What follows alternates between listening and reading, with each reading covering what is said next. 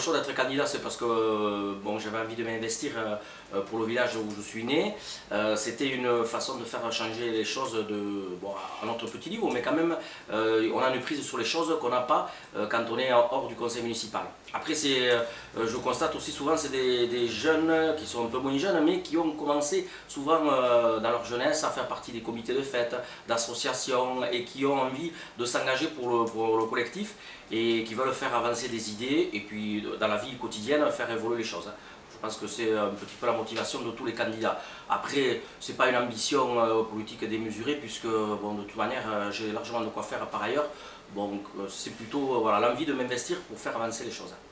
Et quels sont les projets, les idées que tu veux faire avancer en particulier dans ton village?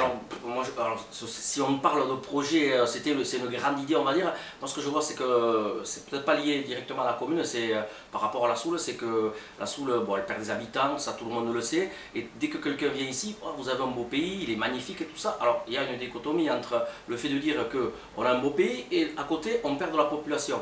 Donc là, il y a un problème. Et le problème, bon, il est multiple, c'est pas simple. Mais c'est d'essayer de faire en sorte que les gens, déjà, ils aient envie de rester, les jeunes, et qu'ensuite on puisse intégrer de la population. Et je dis bien intégrer. C'est pas que des gens qui viennent ici et qui plaquent leur mode de vie, c'est que justement on puisse intégrer ces gens-là dans le mode de vie que nous on aime, puisque si on reste là, c'est parce qu'on aime ce mode de vie, et c'est que les gens puissent s'intégrer et faire partie de la communauté.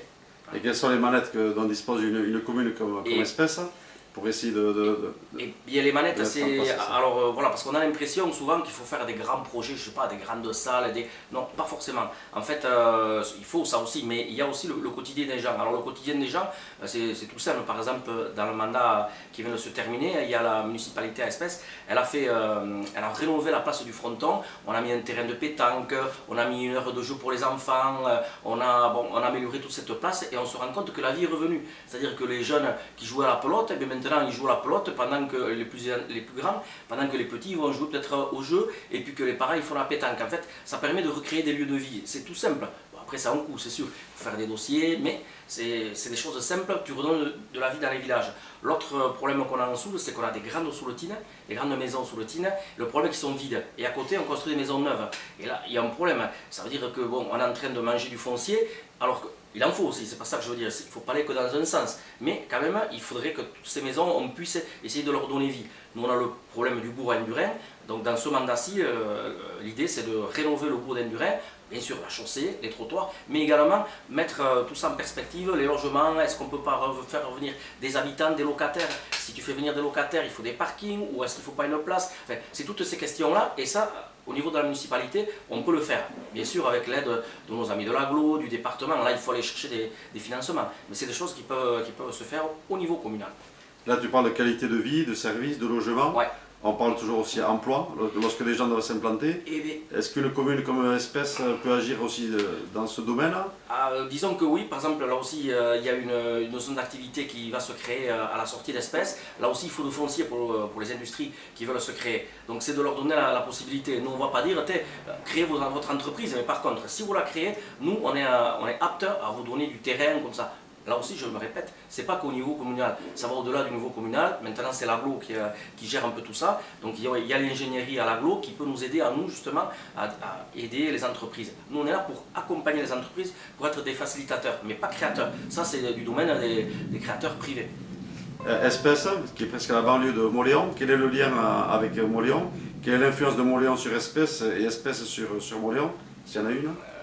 Disons que la banlieue, oui, bon, c'est un bien grand mot ici, la banlieue, mais ce qu'il y a, c'est que oui, souvent les gens travaillent plutôt en Mauléon, ils ont souvent l'emploi, sauf ceux qui sont sur le coin. On a quand même quelques paysans, on a aussi des artisans, c'est surtout, je pense, l'artisanat qui est représentatif sur la commune, et donc ça retient les emplois localement. Après, les gens, c'est sûr, ils vont faire les courses à Mauléon, le centre-bourg, c'est Mauléon, ça c'est évident. Et puis d'ailleurs, toutes les études l'ont montré, toute la Soule, elle respire autour de Mauléon. Mauléon, c'est le centre. S'il y a des commerces à Mauléon, c'est parce qu'il y a Mauléon bien sûr, mais il y a surtout toutes les communes aux alentours qui viennent qui font vivre Mauléon. Mauléon, la Soule, c'est vraiment, on est loin de Bayonne, on est loin de Pau, on est entre les deux, donc c'est une chance comme de l'autre côté, c'est un défaut. Mais la chance, c'est que justement, on ne va pas faire 100 km forcément pour aller faire les courses. Si on a tout simplement les services ici, on va le faire. Et Espèce, c'est ça, on est dépendant des services de Mauléon, mais dépendant, mais c'est une interdépendance, quoi. Voilà. Est-ce qu'il y a des gens qui travaillent à Mauléon qui vivent à Espèce? Ah bien sûr, oui, oui, bien sûr, oui, oui. Bien sûr, le matin c'est pas compliqué, on regarde la noria de voiture, la noria, bon, c'est un autre niveau, mais il y a des voitures, bon, tous les matins on le voit, oui. Et puis, par contre là aussi il y a une autre étude qui a montré que plus de 80, si je me souviens bien, plus de 80% de la personne, du Souletin, je parle de la Soule encore, qui démarre à sa voiture le matin, il travaille en Soule. Il y a pas, c'est-à-dire qu'ici, il y a tout, au niveau entreprise, emploi, service, il y a tout ici. Et paradoxalement, justement, quand tu parles emploi, eh bien, en dessous, moi je travaille donc dans un média, mais dans une radio, on a des offres d'emploi. Il y a des emplois pour voir en dessous. Il y a des secteurs qui sont malmenés, ça on ne le cache pas, qui sont malmenés par la crise du Covid, mais il y a des emplois qui sont offerts en dessous et qui ne sont pas pourvus. C'est incroyable ça. Les gens disent ouais c'est difficile de trouver du travail. Non, non, du travail il y en a. Mais là c'est toujours pareil. Quel genre de travail, quelles conditions, quel niveau de salaire, c'est toujours le même problème. Quels sont les secteurs là, dont tu parles, qui sont pourvoyeurs d'emploi? Ah ben les secteurs ils sont très divers. Là par exemple on a des offres d'emploi dans l'agricole, on a des offres d'emploi, j'avais une comptable, il y a un autre dans une entreprise du bâtiment, c'est très divers. Bon, c'est souvent plutôt dans les services, dans l'industrie, bon, en ce moment, bon, bien sûr c'est un petit peu plus compliqué, mais des emplois il y en a en dessous là, mais ils ne sont pas pourvus. Pour revenir à ta responsabilité, qu'est-ce que ça signifie d'être premier adjoint d'une commune comme Espèce aujourd'hui, puisque c'est ta fonction? Oui, alors ça signifie, bon c'est un titre, mais je veux dire au-delà du titre, en fait on est 3 adjoints et chaque adjoint a sa partie. Donc bon, être premier, deuxième, troisième, ça n'a pas vraiment de différence par rapport à l'activité que tu peux avoir. Simplement le premier adjoint, lui, il est en prise directe avec le maire. Si le maire bon, n'est pas là, c'est le premier adjoint. Bon, un petit exemple, il y a un mariage, bon, le maire n'est pas là, c'est le premier adjoint qui le fait. Alors, je ne fais pas la doublure, mais un petit peu la doublure du maire. Donc ça c'est la partie. Et ensuite moi je m'occupe plus particulièrement de la communication de la commune. On réalise un petit journal. Après on a plusieurs commissions. Moi, je fais partie quasiment de toutes les commissions, que ce soit éducation, on a aussi travaux. Voilà. Mais après chaque adjoint pilote une commission différente. Et quels sont les projets que tu comptes mener en particulier, même si tout est collectif? Voilà, c'est collectif et puis moi comme je dis je suis multicarte, je suis un peu dans toutes les commissions, mais là par exemple sous le Boudin du Rennes, donc on va s'investir, il y a eu déjà des réunions de chantier, donc là je vais accompagner le maire. Après il y a l'école également, donc je suis membre du CIVU scolaire qui gère l'école qu'on a avec plusieurs communes. Et donc on réalise aussi le petit journal, et donc là je m'occupe de ce petit journal communal qu'on fait paraître 2 fois par an. Voilà, après c'est diffus, c'est multiple, et puis il peut y avoir des choses ponctuelles qui arrivent. Là par exemple on a la signalétique, on était un petit peu en retard en Soule, comme je pense en Pays Basque intérieur, c'est-à-dire que nous on appelait les noms de lieux, bon c'était souvent le nom de la vieille maison qui était là, ah ouais tu vas là, oui je vais là, bon maintenant il faut des numéros avec des noms de rue. Et du coup maintenant nous on s'y attelait, et moi ça c'est une chose qui m'intéressait, donc je me suis plus particulièrement attelé à la signalétique, retrouver les noms anciens, pourquoi, mais là c'était, voilà, aller voir discuter avec des gens pour savoir, pour retrouver un petit peu, voilà. Mais c'est très diffus, et puis ça peut être une action, il y a plusieurs personnes qui agissent, c'est pas Gilles Choury qui va faire quelque chose, c'est bon on fait une réunion, ah ouais, comme le journal, on est 3 ou 4 autour de la table, on fait ci, on fait ça, ouais mais là, bon, on discute, et puis c'est un travail en commun quoi. Est-ce qu'il y a des projets phares véritablement pour la mandature qui arrive là? Oui, je l'ai évoqué tout à l'heure, c'est le Boudin du Rennes, donc c'est la réhabilitation du Boudin du Rennes, c'est-à-dire donc pas seulement la chaussée, c'est également les maisons. Qu'est-ce qu'on fait de ces maisons qui sont vides? Le bourg c'est vidé, mais je pense que c'est un petit peu partout dans les communes où à un moment donné tu avais des familles avec des enfants, les enfants sont partis, les gens sont décédés au bout d'un moment et les maisons restent vides. Soit parce que les descendants sont partis ailleurs, ou soit parce que les descendants ils ont fait leur vie ailleurs. Peut-être même en Soule, ils ont construit une maison neuve et la maison de leurs parents ou de leurs grands-parents elle est vide. On fait quoi de ces maisons? Les gens ils ont un attachement, ils ne veulent pas s'en débarrasser, mais en même temps ça fait des maisons vides et c'est pas bon pour le village, pour l'animation. Donc c'est ça, c'est de redonner de la vie dans des quartiers, et surtout qu'il y a une demande de logement. Mais il ne faut pas faire n'importe quoi, il faut garder un peu l'architecture, bon, il y a tout plein de choses là aussi qui vont se mettre en place, et là aussi je me répète, c'est pas Gilles Choury qui va faire, il y a tout plein de monde qui va se réunir autour d'une table pour discuter, les services concernés, les spécialistes, le conseil municipal, les commissions qui seront chargées du dossier. Et quelle est la problématique de ces maisons vides? Pourquoi est-ce qu'elles restent vides? alors que vous dites qu'à côté, il y a de nouvelles constructions. Mais c'est ça, le problème c'est que... C'est un problème d'indivision c'est pas forcément une division, aussi cet attachement.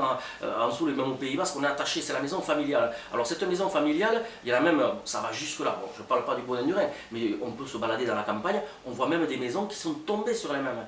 Pourquoi? Il y a l'indivision, mais pas que. Il y a des fois, les gens, ils ne sont pas résolus à vendre leur maison de famille, mais ils n'avaient pas les moyens de la faire vivre, de la remettre en état dans les normes actuelles, et du coup, la maison, elle est tombée. Elle est tombée, parce qu'on oui, on est, entre guillemets, le cul entre les chaises. On est tellement attaché à sa maison qu'on veut, on veut garder les souvenirs, on veut garder telle qu'elle était, et puis on ne va pas mettre n'importe qui dans la maison. Et puis finalement, ben, la maison, elle tombe. Voilà, il y a peut-être que ça va changer avec les nouvelles générations, mais nous on a encore cette empreinte de cet attachement, alors qui fait que bon, on n'ose pas, et bon, finalement il faut qu'il y ait peut-être une intervention extérieure qui vous dise nous on peut vous proposer ça. Par rapport à l'Euskara, la langue basque, à Espèce, est-ce que vous avez mené des actions en particulier? Ah oui, les actions, mais la première action qu'on a menée en arrivant, c'était de faire une section bilingue à l'école commune, enfin on est en RPI, donc avec Charit, Lichos et Espèce. Alors il y avait déjà une tentative avant qu'on arrive, bon ça s'était soldé par un échec. Bon, c'est compliqué là aussi de dire à des parents, on n'impose pas les choses, il faut discuter avec les parents, il faut que les enseignants soient d'accord également. Et là, alignement de planète, la municipalité, nous on était acteurs, demandeurs, les parents d'élèves, on a fait un sondage, ils étaient majoritairement pour, les enseignants, ils ont suivi le mouvement, donc toutes les planètes étaient alignées pour que le bilingue se fasse, et maintenant on est très content, la majorité des enfants sont dans les sections bilingues espèces. Pas tous, il y a la liberté bien sûr, ceux qui ne le souhaitent pas, qui n'ont pas vu, parce que moi je trouve qu'ils n'ont pas vu l'intérêt de l'enseignement bilingue pour le développement des enfants. Bon, ça maintenant c'est prouvé, même s'il y en a certains qui croient que de savoir une seule langue, on en saura mieux que d'en savoir plusieurs. Bon, ça, je laisse libre choix à chacun. Moi j'estime que, je ne suis pas le seul, qu'il faut apprendre plusieurs langues. Les enfants, c'est des éponges, on peut leur faire apprendre. Si on pouvait 10 langues, ils ne vont pas les retenir toutes, mais l'esprit, ça amène toujours une richesse supplémentaire. Donc le basque et le français, c'est très bien. Maintenant, les parents, ils l'ont plébiscité, on a une section bilingue, et on est arrivé au bout d'ailleurs, parce que d'abord on commence ces petites sections, on monte le bilingue jusqu'à, donc les derniers c'était CM2, là ça y est, la boucle est bouclée, on a tout l'enseignement bilingue donc, à disposition dans le RPI. Donc ça c'était la première mesure. Et la seconde, elle est plus symbolique, c'est tout simplement quand on fait la signalétique, on aura des panneaux bilingues. Voilà. On a aussi donc travaillé avec l'Académie de la langue basque par rapport à la signalétique. Bon, nous, on a notre façon à nous d'écrire les choses. Enfin, chacun a ses façons d'écrire le nom de sa maison avec un CH, l'autre un X, l'autre le T. Bon, je veux dire, on pourrait écrire, bon, l'Académie elle a dit, nous, on vous conseille d'écrire d'une façon, de telle façon, comme ça, cette façon, on la grave dans le marbre, comme ça, il n'y aura pas 50 000 écritures différentes. Voilà, alors, on a suivi les conseils, on les a un petit peu adaptés à la réalité solotine, on va dire, mais globalement, le nom de rue, on a gardé souvent le nom des anciennes maisons, parce qu'il y a encore des anciennes maisons dans tous les quartiers du village, on a gardé ces noms de maisons pour dénommer les rues, et on a gardé le nom. Bon, c'est des noms basques souvent, il y a quand même quelques noms gascons quand même, mais c'est des noms basques, et donc on les a écrits en orthographe basque. Est-ce que tu penses que les mentalités ont évolué par rapport à l'Euskara, notamment sur l'enseignement en Euskara, à Espèce en particulier? Oui, alors nous, la particularité, c'est qu'on est une zone frontière. On est à la lisière du Béarn, on traverse le Gave, on est au Béarn. Donc, et chez nous, il y a toujours eu ce mélange de population, cette proximité avec le Béarn. Alors ce qui fait que nous, petit à petit, la langue basque a reculé en dessous. Et le premier lieu où elle a reculé, c'est en bas, c'est dans la vallée du Saison, donc Charit, Espèce, en remontant, Abens, Viodos, et alors qu'au-delà de Moléon, elle s'est davantage maintenue. Tout simplement, c'est la proximité du Béarn, c'est les échanges, quand tu fais des échanges, bon, le français c'était une langue comprise par les Béarnais et les Basques, donc on a glissé. Il y a eu aussi l'apport de l'école à l'époque, l'école c'était donc que en français, il fallait, bon ça je ne veux pas revenir sur l'histoire, il fallait éradiquer le basque. Maintenant je pense que ça a eu son incidence dans les mentalités. Il y a des gens qui, encore, mais c'est les anciennes générations, qui ne voient pas l'utilité de parler basque, qui croient que pour eux c'est inutile, voilà, alors que c'est une richesse, c'est un plus. Parce qu'il ne faut pas dire on met le basque, on enlève le français, c'est pas ça. C'est de dire on met du basque, on garde le français puisqu'on a, c'est une richesse aussi, et pourquoi pas de l'espagnol, et pourquoi pas de l'anglais, de l'allemand. Voilà. Tout le monde, c'est sûr, ne sera pas quadrilingue, mais il y en a qui pourraient l'être. Moi, mon grand-père, il parlait français, il parlait basque, il parlait béarnais, et quand il allait de l'autre côté, il parlait espagnol. Il n'a jamais fait de grandes études, mais parce qu'il avait besoin dans la vie de tous les jours, il parlait 4 langues, il comprenait. Il n'avait pas écrit un livre, il n'aurait pas écrit un livre, mais il parlait 4 langues. Moi, son petit-fils, j'en parle une. Voilà. Où est le progrès là? Où est le progrès? Tout à l'heure, tu disais, vous avez l'habitude de raisonner sous là, de parler sous là. Le fait qu'aujourd'hui, la Soule ne soit plus une instance de décision, puisque ça n'est plus une intercommunalité, mais que la Soule soit intégrée à une communauté d'agglomération du Pays Basque, comment est-ce que tu vois cette évolution? Est-ce qu'il n'y a pas un risque de perdre cette façon de penser à Soule? Alors là, tu vois, là tu parles de politique et en même temps d'identité. Alors, si tu veux, la politique, c'est que la Soule, on a toujours eu l'expression, pardon, le cul entre deux chaises. On était entre Pau et Bayonne. Alors on a toujours louvoyé, et on nous a fait louvoyer aussi, les services de l'État. Même actuellement, il y a ce jeu aussi, c'est un jeu politique. C'est que la Soule, maintenant, nous, on a demandé, parce qu'il faut rappeler qu'il y a 70% des communes de Soule qui ont demandé leur rattachement, enfin le rattachement même pas, on a fait une communauté d'agglo du Pays Basque, tout le Pays Basque, 70% des élus de Soule, c'est quand même un signe fort. En même temps, les services de l'État, ils ont laissé faire, puisque bon, c'était une demande, et puis ils nous ont accompagnés, mais en même temps, on nous met des services à Pau, on nous met des services à Oloron, donc on nous maintient toujours, c'est une volonté politique aussi, diviser pour mieux régner, on nous maintient toujours entre, allez bon, mais vous êtes à Bayonne, oui mais attention, ce service-là, tu ne peux pas le voir à Bayonne, il faut à la Pau. Ah bon, mais pourquoi? On est à Bayonne maintenant, la sous-préfecture, on est à Oloron. Ils ont changé certaines villes, certains villages de sous-préfecture, mais surtout pas la Soule. On l'a laissé à Oloron. C'est politique ça, c'est sûr. Mais bon, de tout temps, on a été justement ballotté entre le Béarn, le Royaume de France, si on remonte, le Royaume de Navarre, mais tout le temps on est resté sous le thym quand même. L'identité, elle a continué à perdurer. Pourquoi? C'est la langue, c'est toute la culture qu'il y a autour, que ce soit les pastorales, les mascarades, il y a une culture populaire. Alors la populaire, c'est vraiment le cas de le dire, vivante. Et tant qu'il y a ça, moi je ne suis pas inquiet. Par contre, autre chose, c'est au niveau de l'organisation politique. Quand on arrive à Bayonne, il y a 36 délégués de Soule, c'est sûr, sur 232. Mais le problème qu'il y a, c'est que là-bas, on est parmi d'autres. Mais l'avantage aussi, c'est que tu rencontres d'autres gens du Pays Basque intérieur, avec qui on n'avait aucun rapport. Quand tu vois des élus de l'autre côté de Saint-Just-Ibar, on ne les voyait jamais. Parce que nous, on était tournés vers Oloron tout le temps, enfin, politiquement. Et donc, on ne les voyait jamais. Maintenant, tu les rencontres. Les problématiques qu'il y a là au fin fond d'Osta et au fin fond de Saint-Angras, eh bien, sont peut-être les mêmes. Et même justement, on peut échanger des expériences. Je sais que sur la vallée des Aldudes, ils ont fait des expériences par rapport au transport en commun, par rapport aux maisons aussi vides. Ils ont fait du travail là-dessus. Et nous, ça peut nous concerner aussi. On a les mêmes problématiques. La seule chose, c'est que là-bas, entre guillemets, c'est le manège et nous, c'est le chibero. Mais sinon, on va apprendre à se connaître et il y aura des choses qui pourront surgir de ça. La montagne basse, on en parle, mais c'est vrai. C'est vrai. Et le fait de dire les Souletins, justement, parce qu'ils ont cette identité, ils ont cette capacité à agir ensemble, est-ce que c'est un mythe ou est-ce que c'est une réalité? Non, c'est pas un mythe parce qu'on l'a vu même lors de la création de la communauté des communes ici, ils ont réussi quand même à faire fi des différences politiques. Il y avait quand même un maire de Moléon qui était socialiste, qui était puissant, il a été conseiller général, il a discuté avec des centristes, avec des basques aussi, et ils ont réussi à faire quelque chose ensemble. La communauté de communes de Soule, elle a été créée avec toute différence politique mise à part. Donc ça veut dire qu'il y a une capacité à dépasser un petit peu, à transcender ça. Bien sûr, des fois il y a une petite guéguerre locale, hein, ça c'est sûr comme partout.